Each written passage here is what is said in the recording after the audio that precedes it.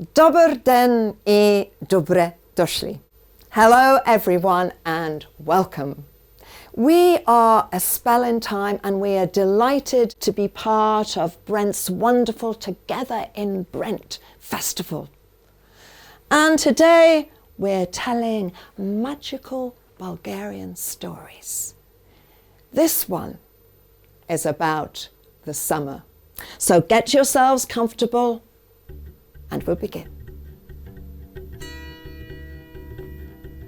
Long, long ago, when the world was still young, there was no winter. There was only summer, glorious summer all the time. And people were happy. The sun always shone, so bodies were always warm and bellies comfortably full. For there was plenty of food. For as the weather was always good, everything grew and nothing stopped growing. When one plant flowered, another fruited and another ripened all at the same time. The earth was like a beautiful garden and you could pick and pluck and pick and pluck. Oh, whatever you wanted, whenever you wanted. And the people lazed and played in the warm summer sun. But the summer went on and it did not come to an end.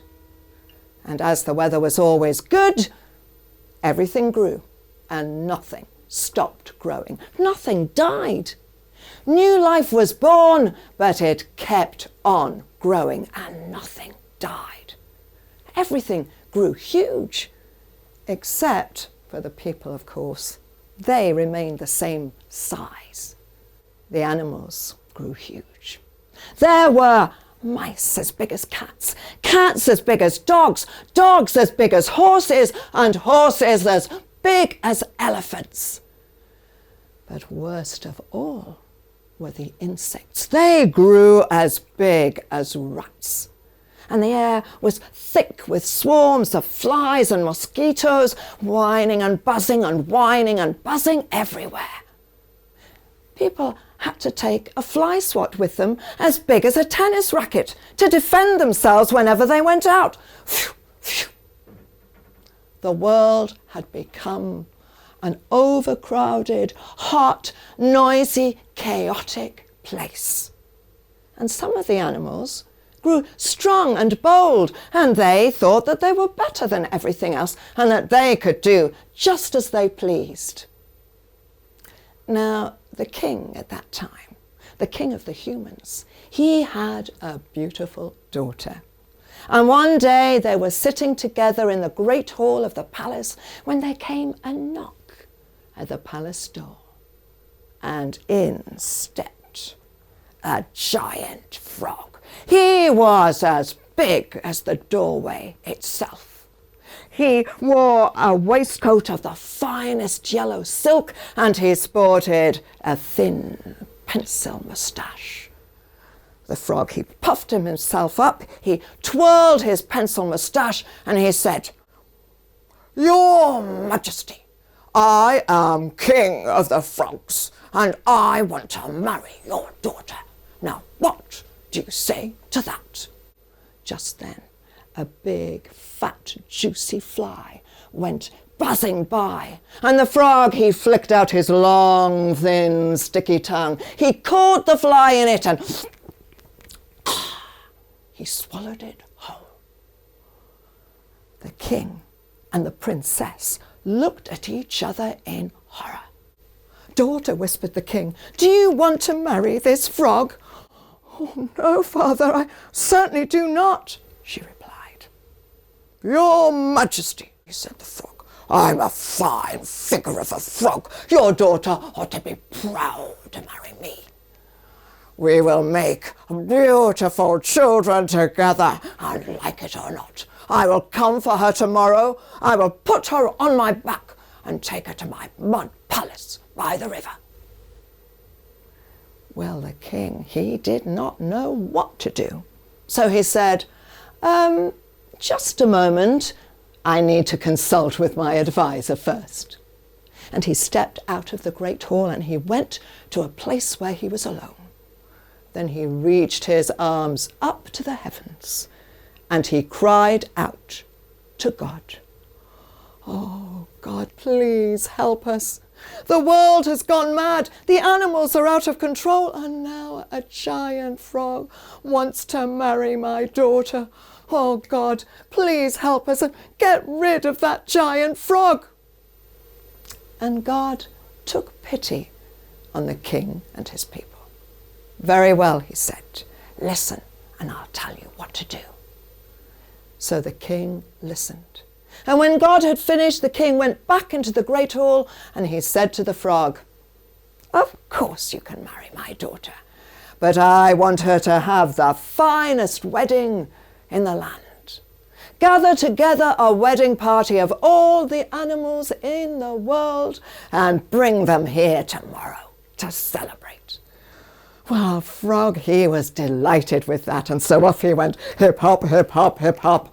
And the next morning he gathered together a wedding party of all the animals in the world.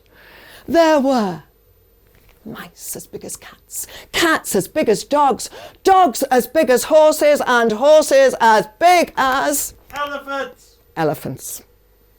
And with the drums beating and the bagpipes playing, they set off, with the insects marching alongside them or buzzing up above them in tune. They reached the palace. They crowded around it. There were animals as far as the eye could see.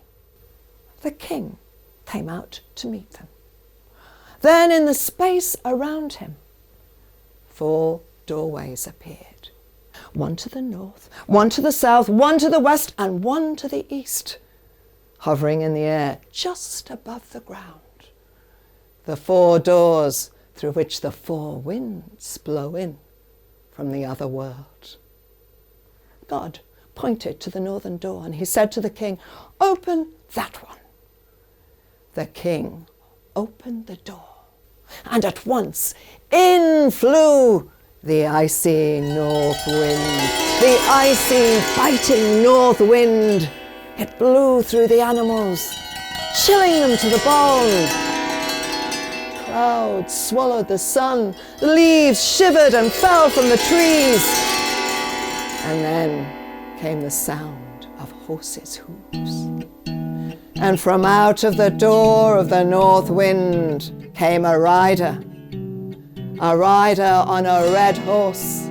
Saint Demeter on his red horse, Saint Demeter, the bringer of winter. He galloped through the animals, scattering them in every direction. He shook his long white beard, and thick white snow began to fall.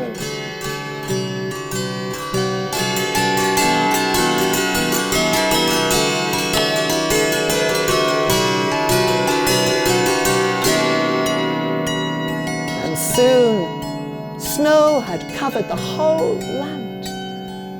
Blessed winter had come. Some of the animals fled into the forest. Others plunged into the rivers. Many froze to death. Many drowned in the icy waters. But those animals that survived, well, it's their descendants that are alive today. And as for the giant frog, well, that was the end of him. He perished in the cold.